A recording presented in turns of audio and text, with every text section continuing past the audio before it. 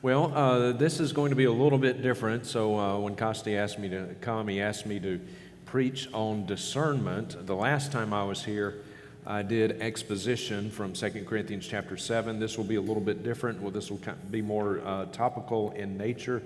But he wanted me to talk about discernment and just lay some groundwork here. What is discernment? What does the Bible have to say about discernment? And then we will answer some of the common objections that people raise when we exercise discernment and encourage others to do that. Not everybody will like that. And so we'll look at some of those common objections and then we will answer them from Scripture.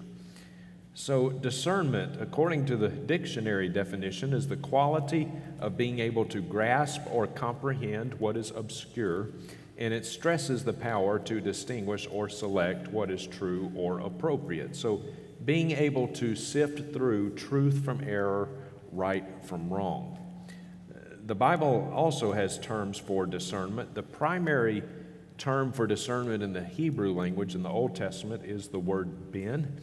And ben means insight, understanding. It means to separate things from one another at their points of difference in order to make a distinction.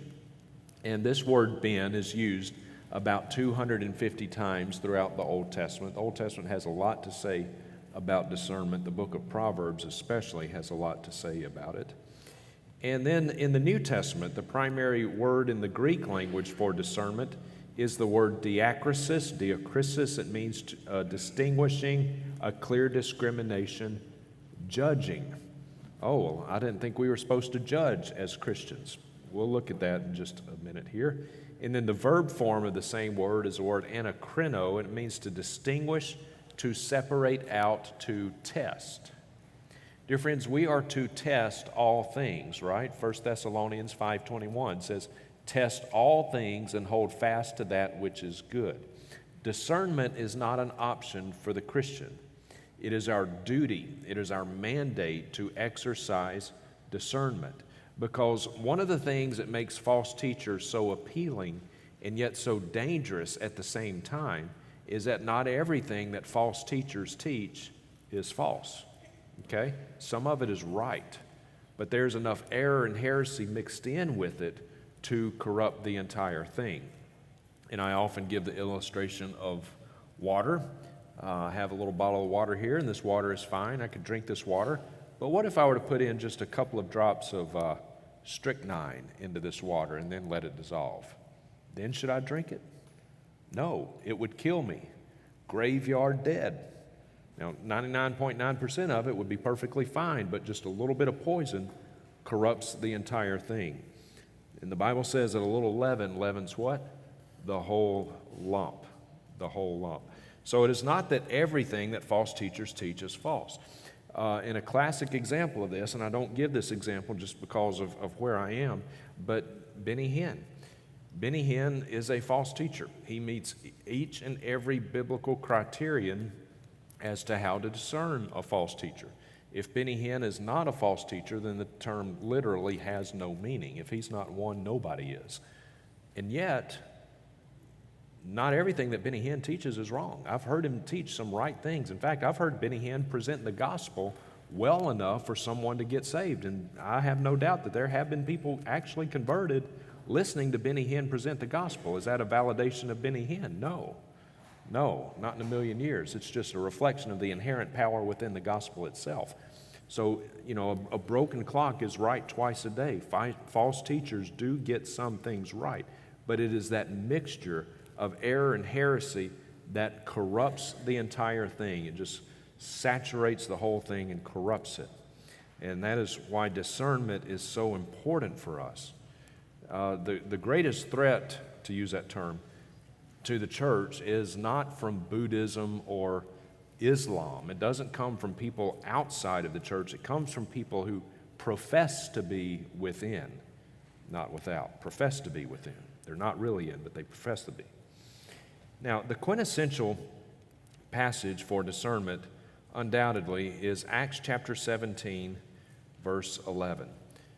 For the Bereans were more noble than those in Thessalonica, or Thessaloniki in the Greek, in that they received the word with all readiness of mind, searching the Scriptures daily to see whether these things were so. The Apostle Paul and Silas were out preaching the gospel, and they came to Thessaloniki. And in Thessaloniki, some people did receive Paul and Silas, but there was a group of people who did not. There was a group of basically rabble-rousers there that formed a mob and made things very dangerous for Paul and Silas there in Thessaloniki. And so the other brothers shepherded Paul and Silas out of Thessaloniki for their own safety. And then they went about 50 miles down the road and they came to another town called Berea. And in Berea, Paul and Silas were received quite well, as was their message. And notice that the Bible says that the Bereans were considered more noble. Well, why? Why were the Bereans considered more noble than those in Thessaloniki? I think for three reasons. Number one, the Bereans were considered more noble because they studied the law. They were students of God's Word. Dear friends, we must be good students of the Word of God. God has revealed Himself to us in His Son, Jesus Christ, and we have a perfect, inerrant, infallible, all-sufficient record of that in His Word. And we cannot know God apart from knowing His Word. So we must be good students of the Word of God. And yet, for the great majority of professing Christians today, and please do note my use of the term professing Christians, the terms doctrine and theology have almost become bad words. And you may have heard someone express a sentiment something like this: well, I don't need doctrine. I don't need theology. I just love Jesus. That is a foolish thing to say. That's a foolish thing to say. Because if we truly love Jesus, don't you think we'd want to get to know Him? And the only way to get to know Him is by knowing Him in His Word. And it is sound doctrine. It is right theology that deepens our knowledge of God. And when our knowledge of God is deepened, that enables our love for God to be deepened. When you love someone, you want to spend time with that person, right? Men, when you fell in love with the woman who is now your wife, you studied her, right? You wanted to know everything about her. You know, how does she like her coffee? Where does she like to go eat? What does she like to do? You studied her. And the more you studied her, the more you knew her. And the more you knew her, the more you loved her. And that is in much the same way, the way it ought to be in our relationship with Christ. If we truly love Him, we're going to want to get to know Him. And the only way to know Him is by knowing Him in His Word. And so all these people that profess about how much they love Jesus, and yet they couldn't tell you the difference between Romans and Revelation, I would submit to you that they don't love Jesus nearly as much as they profess to love Him. Because if we truly love Him, we're going to want to get to know Him. Look at what Paul says in Philippians chapter 1, verse 9. He says, "In this I pray that your love would abound still more and more in" what? Knowledge and discernment. You see, the Bible never separates knowledge of God and love for God. And yet so many people today do. They say, well, you know, you've got your knowledge over here, your doctrine, theology. That's for the seminary professors and the preachers, but, you know, that's just knowledge. But over here, you see, what you have is your love for God. That's what's really important. As if these things are somehow separated. The Bible never separates knowledge of God and love for God. The Bible always combines these things. And so the people who profess to love Jesus, yet they have no desire to read and study God's Word, I would submit to you they don't love Him nearly as much as they would like you to think they do. If we truly love Christ, we're going to want to get to know Him. The only way to know Him is by knowing Him in His Word. Also, the Bereans were considered noble because they received the gospel with ready, engaged minds. Their minds were engaged. Watch this video clip from Joyce Meyer. Stop trying to get hold of God with your head. It's a heart thing. You got to see what's in your heart. As soon as you get into reasoning, you're going to have trouble believing. You got to see what's in your heart. Well, I already know what's in my heart because the Bible tells me what's in my heart. The Bible tells me that my heart is deceitful above all things and desperately wicked. Don't look for God inside your heart. Okay, don't look for direction inside your heart. Our direction comes from outside of us, not inside of us, externally. And she says you've got to disengage your head. Watch this from Guillermo Maldonado. And I can give you a list. Faith has been supplanted by reason. Today, we don't do anything unless we understand it. If you go to the scripture, every act of miracle of God, it cannot be explained. That's what supernatural means. Something that cannot be explained is beyond your head, is beyond your reason. If you want to receive your miracle now, you need to disconnect your head. And your reason has its place. I'm not saying you're stupid, that we have to be stupid. That's not what I'm saying. But you can get into the supernatural. You cannot move in the supernatural by the reason. You cannot move in the supernatural by the reason. He says you've got to disconnect your head. Is that what the Bible tells us to do? No. Jesus says we are to love the Lord our God with all our heart, soul, and mind. He gave us a mind for a reason. He wants us to use it, and we are to study to show ourselves approved unto God. Dear friends, the Bible never enjoins us to disengage our minds when it comes to the things of God.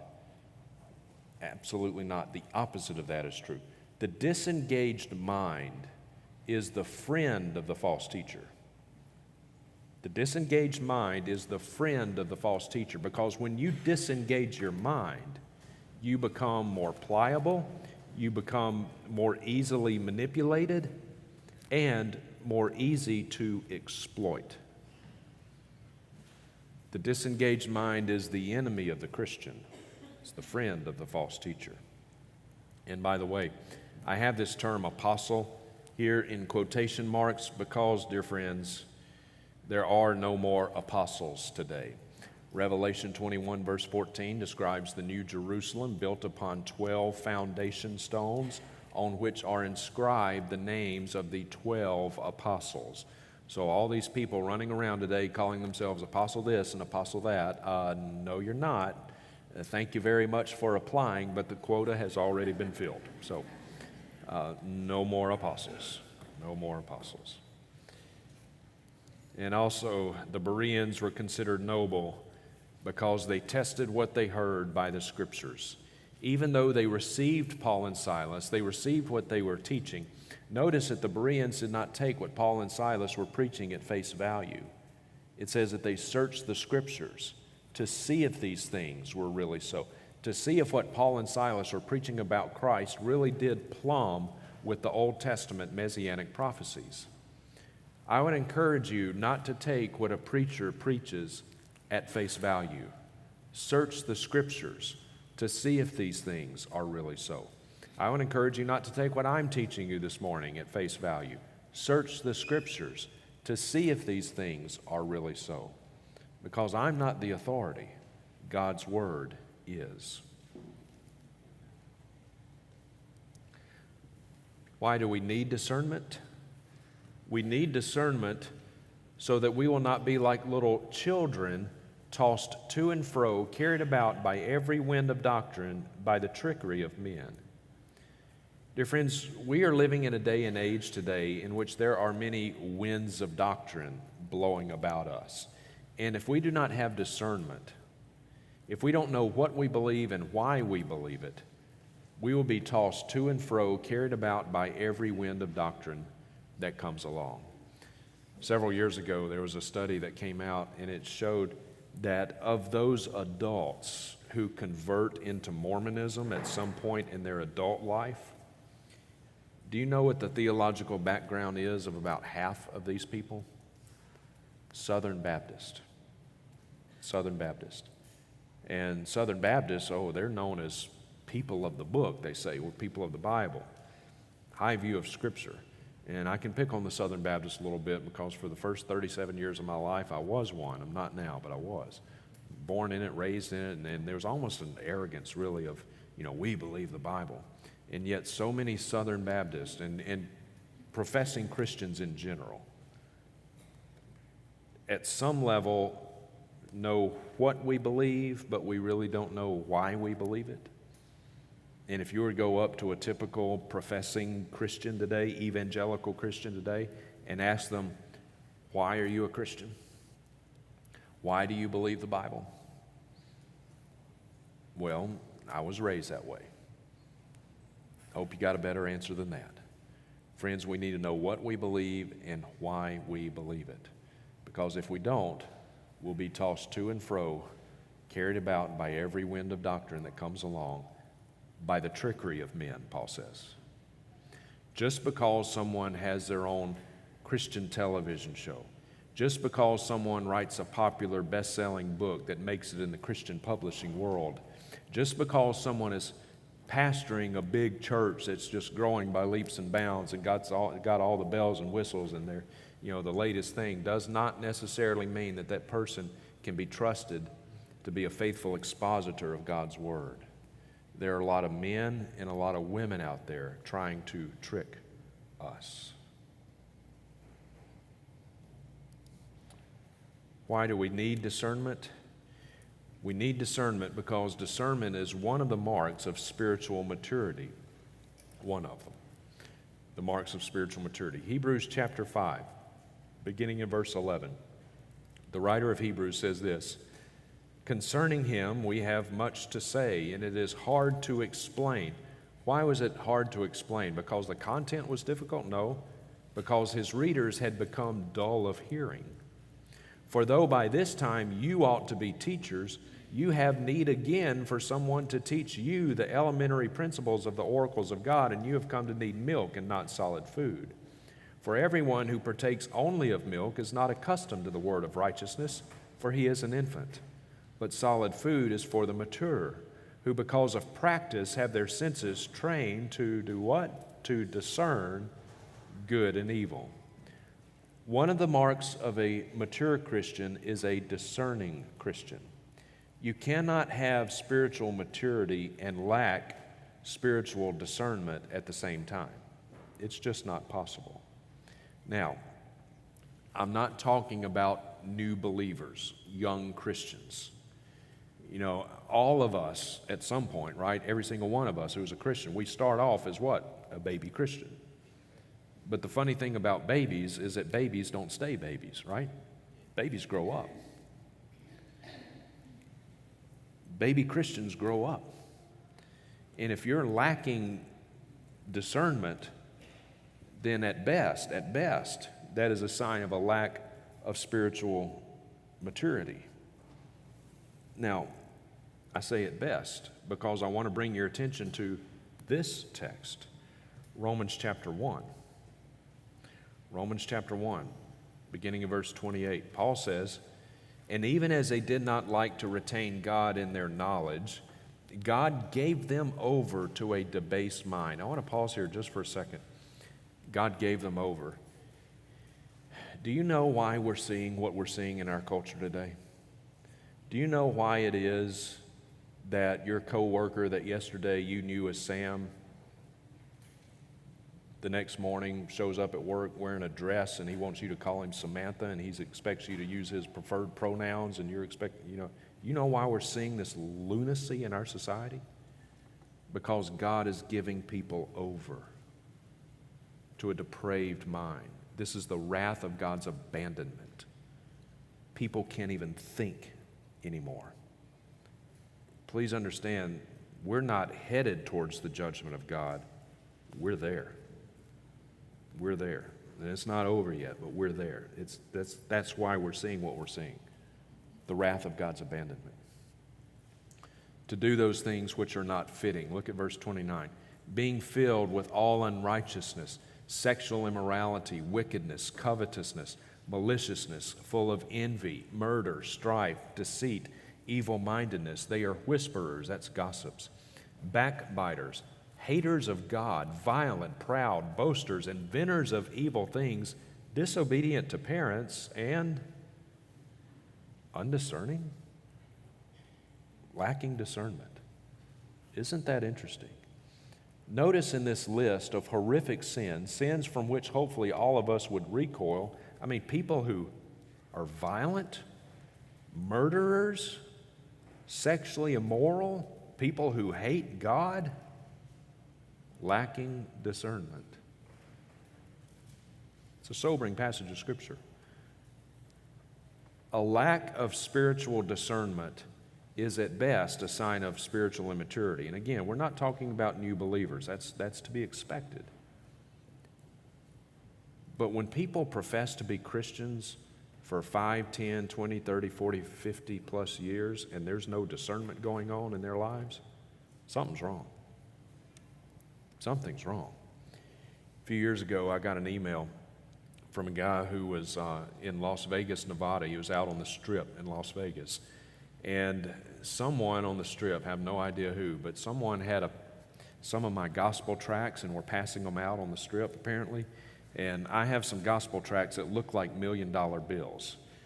But instead of one of the presidents on the front, I've got a caricature of Joel Osteen. And you know Joel Osteen, pastor of Lakewood Church. Joel Osteen is a false teacher. This is a man who is not once, not twice, but has repeatedly denied the exclusivity of Christ, repeatedly. And by his own admission, and I'm not putting words in his mouth, Joel Osteen will tell you, by his own admission, I don't preach on sin. How do you preach the gospel if you don't preach about sin? So he is a false teacher. And and on the back of my gospel tracts, I have the real gospel. And then, of course, my website's listed there. So someone was passing out my gospel tracts, and this man was given one, he and his wife. And they took it and looked me up on my website, and this guy emailed me, and he was fit to be tied. He was livid at me. And he said, my wife and I got one of your gospel tracts, and he said, I'll have you know my wife and I have been saved for over 50 years. He said, we love Joel Osteen. And I replied to him and I said, sir, I'm concerned for you. I'm concerned for you. I mean, this is a man, he and his wife claims to have been Christians for over half a century, and they like Joel Osteen? Something's wrong. Dear friends, you don't have to have much discernment at all to know that Joel Osteen is a false teacher. I mean, all of his sermons are just alike. All of them. If you've heard one of Joel Osteen's sermons, you've heard them all. I would leave his church out of sheer boredom, if nothing else. If the Holy Spirit of God is strong enough to save us, He is strong enough to deliver us out of deception. The Holy Spirit is not a weakling. He's not a girly man. If He's strong enough to save, He's strong enough to deliver us out of deception. When you become a Christian, you are indwelt by the Holy Spirit. In one of His roles in our lives, He creates in us new desires, new affections, a desire for truth, a desire and affection for the Word of God. We read God's Word, we study God's Word. The Holy Spirit illumines the meaning of God's Word to us, and over a period of time, as this continues throughout the courses of our lives, you know what you're going to get? You're going to get discernment. You won't be able to avoid it. It's just going to happen. And so all these people that claim to have been Christians for years and years, decades even, and yet they can't tell Joel Osteen's a false teacher? Something's wrong. A perpetual lack of discernment is a sign of a lack of regeneration. I want us to look at some of the criticisms that people will raise, and we will answer these criticisms from Scripture.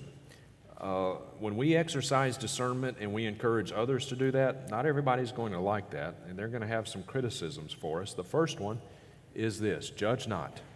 Judge not, lest ye be judged, one of the most often taken out of context passages in all of God's Word. Jesus does indeed warn us not to judge, but the kind of judging against which our Savior warns is hypocritical judging. Judging somebody for doing something that maybe we're really doing ourselves, that's what Jesus warns us against. But the answer to this criticism is that, in fact, we are to judge safely within biblical parameters. Dear friends, when it comes to matters of doctrine, when it comes to matters of theology, we absolutely are to judge on these things safely within biblical parameters. In fact, Jesus tells us we are to judge with righteous judgment. We are not to judge hypocritically. Another criticism, you shouldn't name names. It's one thing to warn somebody about a false teaching, but don't ever call out somebody publicly as a false teacher using their name. Don't do that. When I first began to address the Word of Faith movement, the health and wealth gospel, I did so just kind of in generalities. I wouldn't name a Benny Hinn or a Kenneth Copeland or a Joyce Meyer or Joseph Prince or Andrew Womack or Todd White. You can probably tell I have no hesitation to do that today. But I wouldn't do that back then. But then I came to realize that, in fact, there is a biblical precedent for calling out false teachers by names. The apostles did so on many occasions, did so quite publicly. Paul did, Peter did, the apostle John did. They called out Demas, Phygellus, Hermogenes, Hymenaeus, Alexander, Philetus, Balaam, and Diotrephes, called them out all by name publicly. So there is a biblical precedent for calling out false teachers by name. Now, we should not do this lightly, okay? And we should not call somebody a false teacher if they differ with us on some relatively minor theological point. Maybe in your eschatology, in your view of the end times, maybe you're premillennial, pre-tribulation, your eschatology. But some cat down the road down here, and he's premillennial mid-tribulation in his eschatology. Oh, that heretic, that false teacher, that wolf. No, we're not talking about things like that. There's a number of things inside the ballpark, kind of issues that we can have friendly discussion on and debate with. Who wrote the book of Hebrews? When was the date of the Exodus? These kinds of things. But when it comes to the fundamental doctrines of historical Christianity, the pre-existence of Jesus Christ, the virgin birth, the sinless life, the atonement on the cross, death on the cross, bodily resurrection, salvation by grace alone, through faith alone, in Christ alone, the nature of God, the nature of Jesus. On these issues, there's no room for debate. We must all unite in stalwart defense. We draw a deep line in the sand. So we do warn the flock. We warn the flock about wolves in sheep's clothing. But just because of a minor difference, we don't call false teachers out. The next criticism is this: you're causing division in the church. You're just being divisive. This is a very divisive thing to do. Well, the answer to this is that it is false doctrine that causes the division. Romans 16, verse 17, Paul says, "Now I urge you, brethren, mark those who cause divisions and hindrances contrary to the doctrine which you learned, and turn away from them.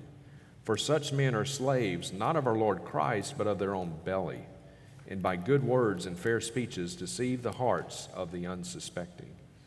Dear friends, it's not those who preach the truth that cause division. It's those who preach error and heresy that cause the division. Truth, in fairness, truth does divide. Truth divides the sheep from the goats. But within the body of Christ, truth unites. It's false doctrine that causes the division. Another criticism is this: well, you can't deny signs and wonders. You can't deny that they're performing signs and wonders and people are getting healed. The answer to this is, oh, yes, you can deny it. Yes, you can. One example of this, Todd White. Todd White is a guy with the dreadlocks, and he goes out on the street, and he goes up to people at random and has them sit down on a chair or a bench, And he kneels down in front of them, and he takes one foot in each hand, has them straighten their legs out, one foot in each hand, and he puts the feet together, and he's got his cameraman with him, and the cameraman's is looking down like this. And without exception, 100% of the time he does this, everybody has one leg that's just about that much shorter than the other one. So apparently the real pandemic out there, forget about COVID, the real pandemic is that apparently everybody is walking around with one leg about that much shorter than the other one. And then he commands the short leg to grow. Watch. You're one leg shorter than the other one, and it throws you back out. Okay, so regardless of, no matter what. So what I'll do, regardless of what you believe, I'm going to pray for you, and Jesus is going to grow your leg out and heal your back. You don't even have to believe, dude. So you get into the weirdest place of belief that you want. You can unbelieve as much as you want. I'm going to pause it there. Do you notice how he says you can unbelieve as much as you want, doesn't matter what? The reason he can say that with such confidence is that he knows full well that what he's about to do is a trick. But watch. And God's going to grow your leg out and heal your back. I promise. Man, you grow right now. Jesus' name. Look at it. See it? Whoa. Look at that. Do you guys see that right there? Yes. It's longer now than the other one. That's nuts. So, Father, I thank you for a brand new back, God. I thank you that it's not about religion. It's about Jesus. So the leg grew. Wow.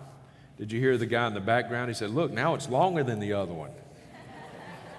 So I guess God just kind of overshot it a little bit. And the leg that was the short leg is now the long leg, and the leg that was the long leg is now the short leg. So I guess God's now going to have to grow the now short leg to meet the now long. If God keeps overshooting this thing, pretty soon this guy's going to be about 12 feet tall. But, hey, in fairness, before and after, well, the leg sure did grow, didn't it? Not so much. Let me show you how he did it. Now we're going to see Todd White's clip sped up quite a bit and looped back and forth. Now this is where we can see what's really going on here. The leg on our right is supposed to be the short leg, and this is the leg which should be miraculously growing, but it's not. Look at the leg on our left. That's where all the action is. That's what's actually being manipulated. You can see that Todd is actually pivoting or shifting the foot of the so-called long leg so that the heels match. Now, he's doing this very slowly over time, but it's painfully obvious when you speed up the clip. Leg didn't grow. This is a trick. He just manipulated the angle of the foot. There's a few ways of doing this. Charlatans have been doing the old leg lengthening routine for decades. It's just that Todd White has made it popular with the advent of YouTube. It's a trick.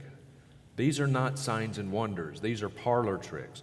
The signs that the apostles did, those were true signs. Nobody could deny those signs. Even the enemies of the gospel said, we have to admit that a true sign has taken place. They couldn't deny it. I can deny all day long till the cows come home that Todd White is lengthening people's legs. Another criticism is this. Well, we should just follow Gamaliel's advice. Well, who is Gamaliel? Gamaliel was a Pharisee, and he was Saul's instructor before Saul was converted, and we later came to know him as Paul. But in Acts chapter 5, you might remember that Peter and the apostles were preaching the gospel, preaching Jesus. They had been warned by the Pharisees not to preach in the name of Jesus, but they said, we have to obey God rather than man. And so they continued to preach the gospel. They were thrown into prison. God delivered them out of prison. They continued to preach, so they're causing quite a stir there in Jerusalem. And so the Pharisees got together, and they had a meeting. They had a little powwow to try to decide, what are we going to do with these apostles, these Christians? We read about it in Acts chapter 5. A Pharisee named Gamaliel, a teacher of the law, respected by all of the people, stood up in the council, and he gave orders to put Peter and the apostles outside for a short time. And he said to the men of Israel, take care what you propose to do with these men. For some time ago, Theudas rose up, claiming to be somebody, and a group of about 400 men joined up with him.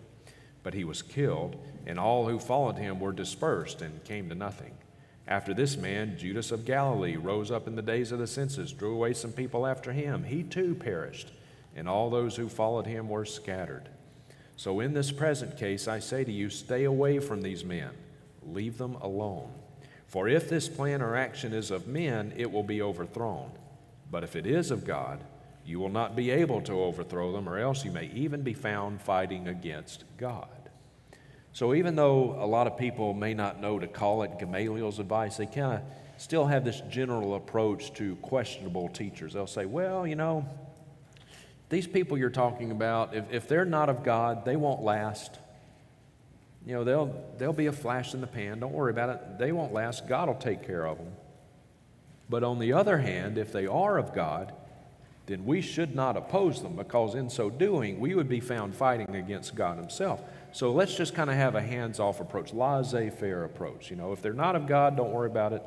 They won't last. But if they are, we don't want to be found fighting against God. Now, that sounds like reasonable advice, doesn't it? You could even say that sounds like spiritual advice. Sounds like a very spiritual thing to say. But Gamaliel's advice is bad advice for two main reasons. Number one, Gamaliel was not a believer. We have no indication that Gamaliel ever came to a saving knowledge of Jesus Christ. And we can safely say at this point, at least, he was not. So to follow Gamaliel's advice is to follow the advice of a lost person. Generally not a real good idea to do, right, when it comes to matters of spiritual importance. And number two, false religions abound. If Gamaliel's advice was good advice, why do we still have Mormonism? Why do we still have Buddhism? Why do we still have Islam? Why do we still have Hare Krishnas or, whatever? Name your favorite false religion. They've been around for hundreds, some of them for thousands of years. Clearly they're not of God, and yet they're still here. So Gamaliel's advice doesn't even pass the common sense test. So it may sound real spiritual to say, but Gamaliel's advice is bad advice. Another criticism is this: touch not my anointed. Touch not my anointed. When one of these false teachers comes under a little bit of heat, a little bit of scrutiny, this is almost always their knee-jerk response. Touch not my anointed. Don't criticize me. When you hear this, you can respond this way. Okay, that's fine. Take not Scripture out of context, because that is what they're doing. Touch not my anointed. Is it in the Bible? Well, yeah, it is in the Bible, but what does it actually mean? Well, let's look at it. Psalm chapter 105. He permitted no man to oppress them, referring to Israel. He reproved kings for their sakes. Touch not my anointed ones, and do my prophets no harm. So it is in the Bible, but what does it actually mean? Well, in context, the anointed ones refers to Israel's patriarchs and their descendants, not to today's modern preachers. Okay? And number two, the word touch actually refers to doing physical harm, not to speaking the truth. You might remember that David had a couple of different opportunities to kill Saul, right? On one of these occasions, Saul was asleep. The other occasion, nature had called, right? And so Saul was sitting there, reading the paper, doing whatever he was doing, and then David came up behind him, and he cut off a piece of Saul's garment, and he held it up, and he said, I would not touch the Lord's anointed. In other words, David was saying, I would not kill him. I could have, see how close I was? But I would not touch the Lord's anointed. So, dear friends, we may be calling into question different false teachers teaching many different false doctrines, but none of us is chasing Benny Hinn down the street with a baseball bat. None of us is trying to do anybody any physical harm. And by the way, just as a little freebie here, there are 3 New Testament passages which refer to all Christians as anointed. You hear charismatics say this all the time. Oh, well, he gets dreams and visions, and God speaks to him in audible voices, and he shuttles back and forth between heaven and earth on occasion, and, he's really anointed. But if you're one of these poor old souls and all you've got is the Bible, indwelt by the Holy Spirit, that's not very anointed, you see. You know what that kind of thinking is? That is a modern-day, warmed-over version of the ancient heresy known as Gnosticism. The Gnostics also believed in the haves and the have-nots. And if you got dreams and visions and you went to heaven, you were a have.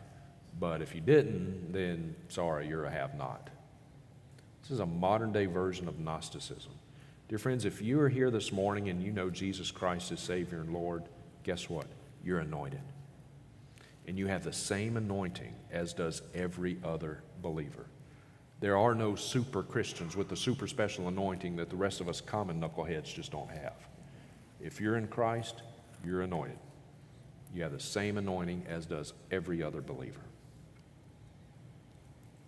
Another criticism is this. Well, you're just not very loving. This is not a loving thing to do. It's not loving to tell someone that they're wrong. The answer to this is that the truth is love. The truth is love. The most loving thing we can do for someone is to tell that person the truth. Let's suppose we were to see a blind man walking towards a 1,000-foot cliff. Who among us in here, if we were to see a blind man walking towards a 1,000-foot cliff, who among us would just sit back and say, I don't want to offend him. I might hurt his feelings if I tell him he's wrong. That might hurt his self-esteem. And, who am I to judge? Maybe that's his truth. And so we just sit back and we say nothing.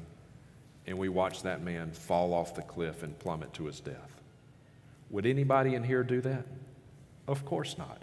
Every person in here, if we were to see a blind man walking towards a 1,000-foot cliff, we would be yelling at that man as from the tops of our lungs, running at him, shouting, "Sir, you're in danger. You're going the wrong way. Turn around." And yet, don't we do the very same thing, only far worse, with far greater consequences, eternal consequences, when we see people going the wrong way spiritually and we know the truth, but we don't tell them? If you really want to hate somebody, do that. Know the truth. Don't tell them. If you really want to love someone, love them enough to tell them the truth. It is not up to us how that truth is received, but it is up to us to communicate it. And you know what? Members of our family, our own family, they're the hardest ones to speak the truth to, aren't they? Way easier to speak the truth to someone that we don't know real well, or someone on social media, getting to Facebook or Twitter war or whatever. That's easy. But when it comes to members of our own family, that's hard, right? But dear friends, if we truly love them, we should love them enough to tell them the truth. Speak the truth in love. You do the right thing, and you trust God for the results. Whatever those results may be, you trust God for the results. Speak the truth. And there is a way to speak the truth, right? Paul tells us how to do it in Ephesians chapter 4, verse 15. He says we're to be speaking the truth how? In love. In love. Speaking the truth in love, by the way, does not mean we water down the truth. It doesn't mean we dilute it. It doesn't mean we apologize for the truth. We speak the truth, we speak it confidently, but we speak it in love. Just don't be a jerk about it. But speak it we must. We speak the truth, and then we trust God for the results. Might it cost us in our relationships? Yep. But at least you will have the blessing of having a clear conscience, knowing that you have done what is right and honorable before God, and then you trust Him with the results. Another criticism, and the final one, is this. Well, Justin, that maybe they're wrong in a few things, but aren't they sincere? Aren't they sincere? Joel Osteen, he just seems so sincere, and he smiles all the time. The answer to this is sincerity is not the issue. Truth is the issue. Friends, the men who flew airplanes into the World Trade Towers were sincere, but they were sincerely wrong, a fact about which now they are all too well aware. Sincerity is not the issue. Truth is the issue. I hope this has been helpful for you. This is just to lay a little bit of groundwork. Discernment is so vitally important. Being aware of false teachers is vitally important. In fact, 26 of the 27 books in the New Testament directly warn about false doctrine and or false teachers. Only the short little book of Philemon has nothing to say, at least not directly, about false doctrine or false teachers. 26 of the 27 books in the New Testament do, and the vast majority of them multiple times. Warning about false doctrine and false teachers is a prominent theme in the New Testament. It is something that we must do. Satan does not show up to us red and scaly with a bifurcated tail carrying a hay fork. He disguises himself how? As an angel of light. Discernment is vitally important. It is our duty, it's our mandate. And as I close, I just want to close with the gospel.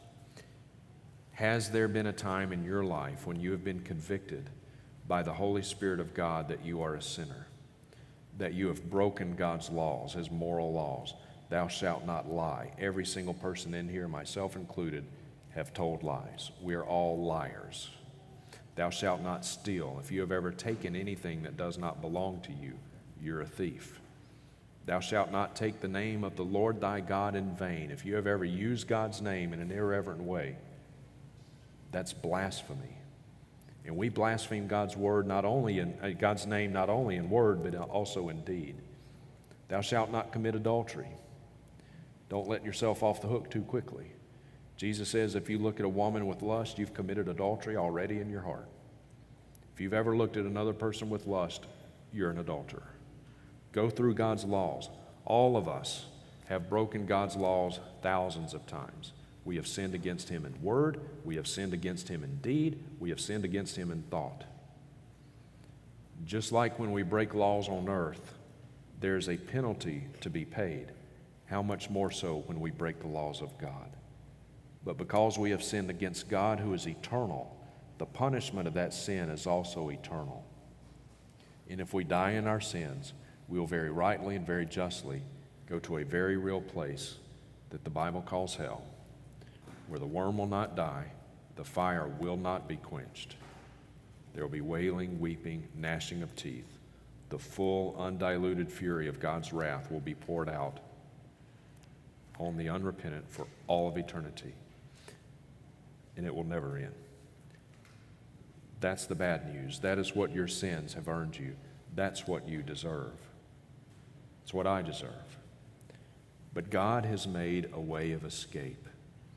God has given us good news, and the good news of the gospel is this. God sent His Son, Jesus Christ, to this earth, and Jesus lived a perfect life. One person, two natures, truly God, truly man. And this God-man named Jesus Christ lived a perfect life to the perfect pleasure and satisfaction of God. And Jesus willingly laid down His life on the cross. His life was not taken, He gave it. And on the cross, this perfect person offered His perfect life as a perfect sacrifice to perfectly satisfy the perfect wrath of God. Died on the cross, 3 days later, bodily raised from the dead, proving Himself to be who He said He was, God in human flesh. And if you will turn from your sin, repent of your sin, and place your trust in the risen Lord Jesus Christ, in Him and Him alone, He will save you. Lay your works down. Your works are as filthy rags, they will profit you nothing. But if you will trust in Christ and His work, and if you will come to Him seeking forgiveness of your sin, He will save you. Jesus says, the one who comes to me, I will in no wise cast out. And Jesus Himself will be your reward for all of eternity. That is the good news of the gospel.